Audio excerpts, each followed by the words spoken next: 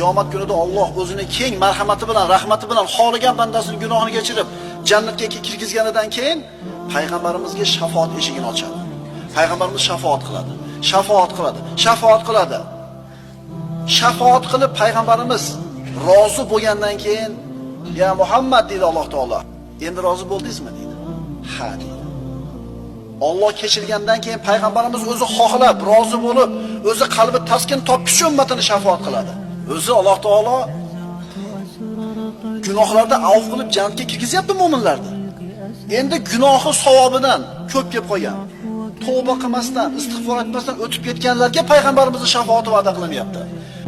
نزعت أسرار قلبي وجئت ألقي أسايا